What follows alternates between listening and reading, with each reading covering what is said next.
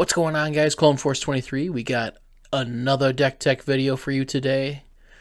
We got ourselves a interesting guy. Pretty exciting to see him take off a little bit more. We got Quinlan Tarkentown. I got my boy Alec here to talk some more about this video. Alec, how we doing? I'm doing great. We're talking about the boss. The boss.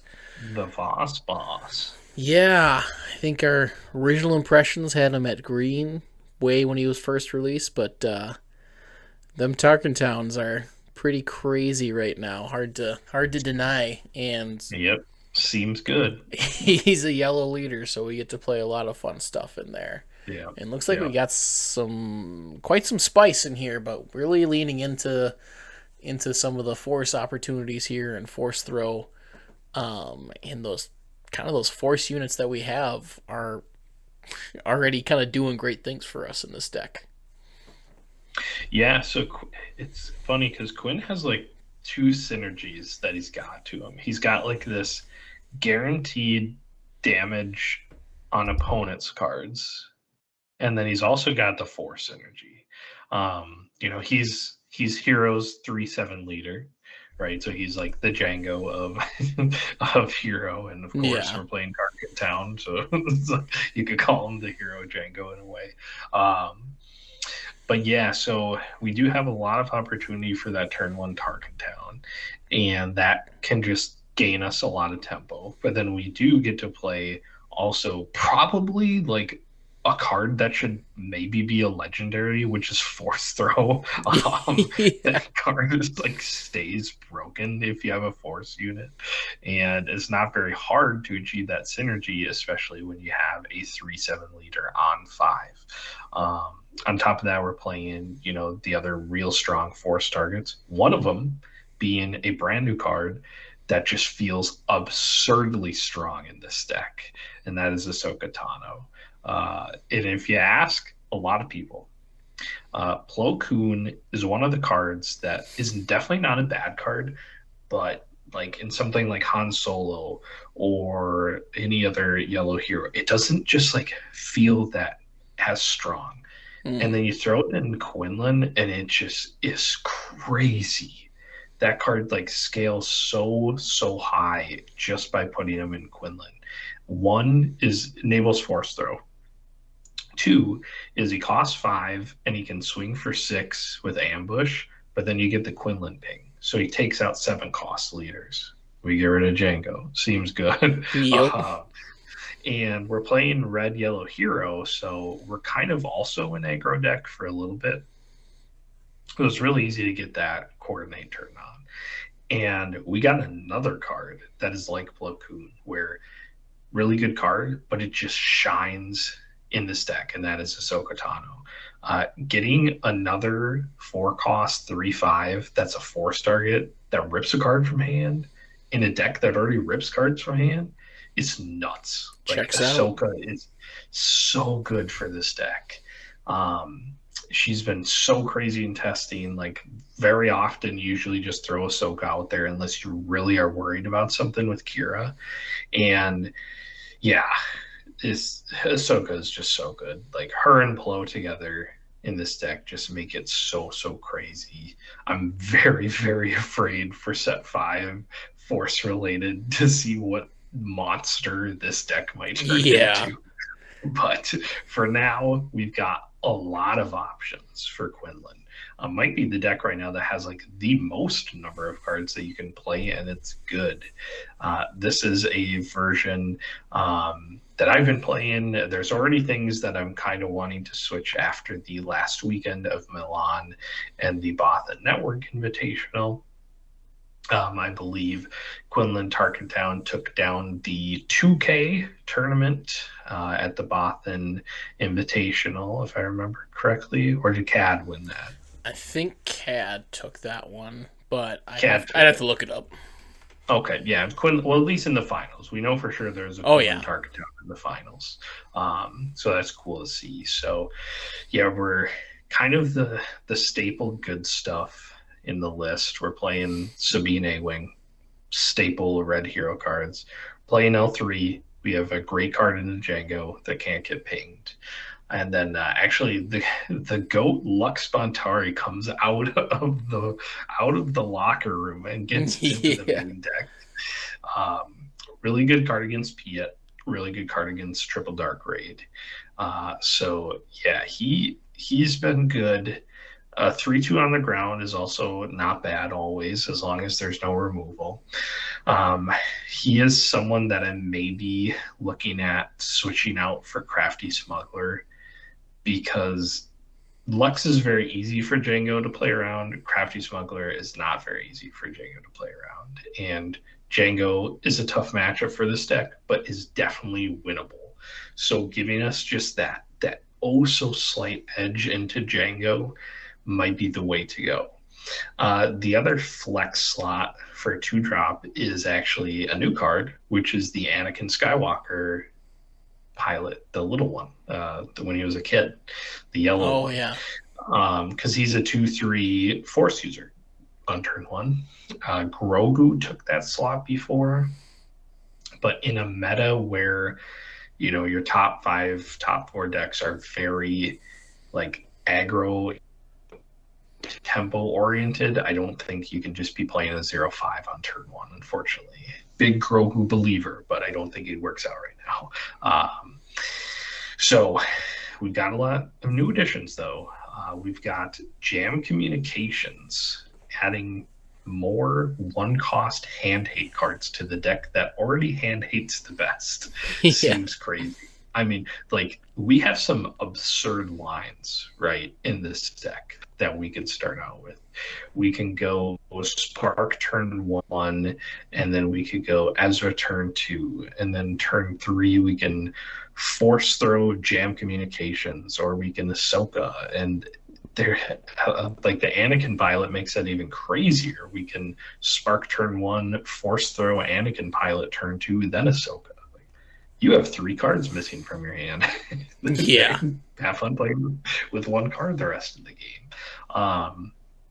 So the disc, the hand hate just feels so strong.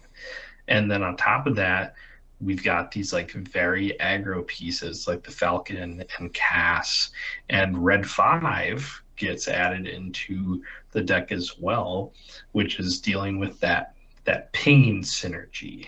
We get to play a 3/4 in space. Doesn't do much when it's played. We're probably pinging something.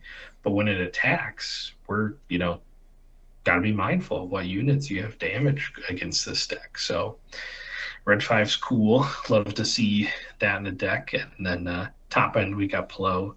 The Han unit, I think, is a necessary evil, not necessarily to play him, but more so as a 7-cost Force Throw target to kill Django or opposing Quinlan or Piet. Between Plo and that play, I think there's enough for us to feel reliably able to kill that leader when it deploys. And then our third 7 slot that I've been testing out is the hot dog, the Radiant Stephet. It feels okay. I honestly, I kind of like the Han unit more. I think I might go back to 3 Han units in the main deck, and maybe the hot dogs can be in the side deck. But the hot dog's good into aggro. It's good into Sabine. It's good into Django. So it could just be living in the side deck for now. But again, the main deck feels solid. You love to place blue control, like you love to face green ramp. You're just hand hating the whole time. Again, if we're like 1 strong Force user away from this deck being very scary. So Yeah. I get, and playing a deck that is centered around using the Force feels very much like Star Wars. So it's a super fun deck to play in that sense. Just if you want to have a Jedi doing cool Jedi stuff, this is probably the number 1 deck to do with that. Oh yeah. And then in the side deck, we see one of the new Django hate cards. First one in our series of deck techs this week. And that is the EMP, the electromagnetic pulse. probably should just be in the side for every yellow deck because this card eats Django. Yeah. Um, for one, as opposed to this being like the daring raid before, this now what it allows you to do is okay, we can ping a vehicle for 2, right? Which kills a lot of the Django ships, the smaller ones, but also, if they want a triple dark raid one turn, we just get to exhaust it. The ping isn't real relevant, but for one, we are exhausting their triple dark raid play. So Yeah. that gives us a lot of tempo swing, and then we can start going for base from then on out. Might need to go to 3. Really good card. Saw a lot of play this weekend in a lot of people's lists, so one to be keeping an eye out for.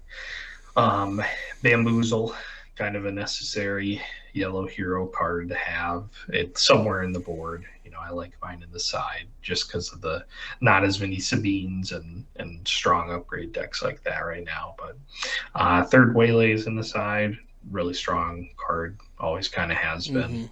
Mm-hmm. Got the 2 Pillages. I still think this card is really good. Can be really good against Han. You see Pillage, you're like, okay, a blue villain, like that's what you're signing in. But like against your Hans, this card is very good.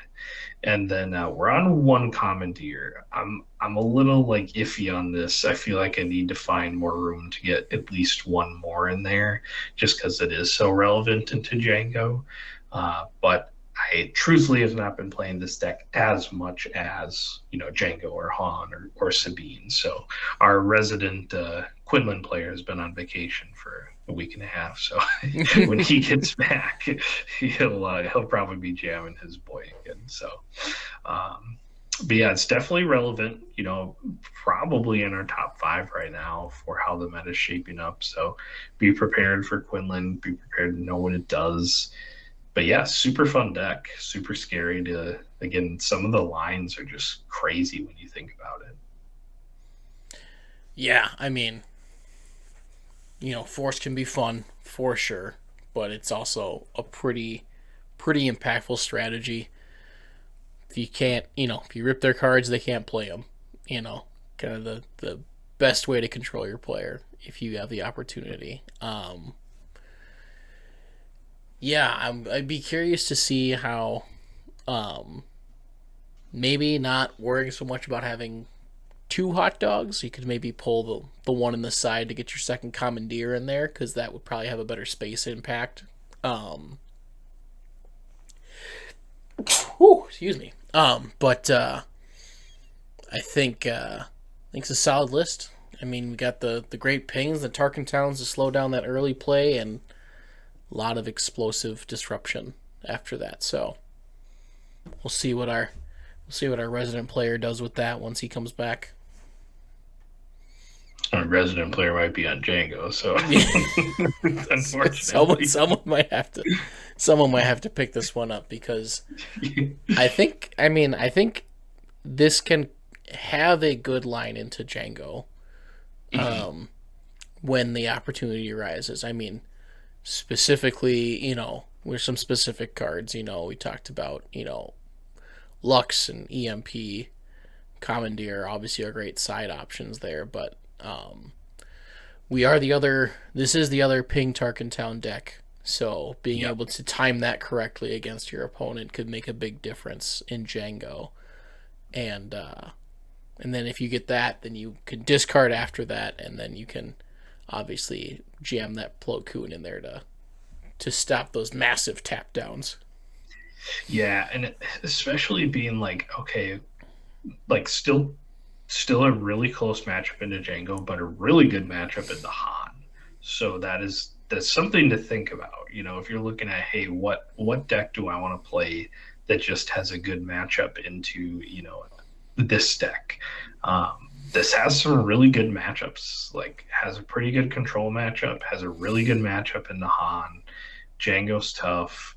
Sabine is definitely manageable, but can get out of hand. At some point, you got to just switch to also racing, and that can get you a long way. But make them have that record play.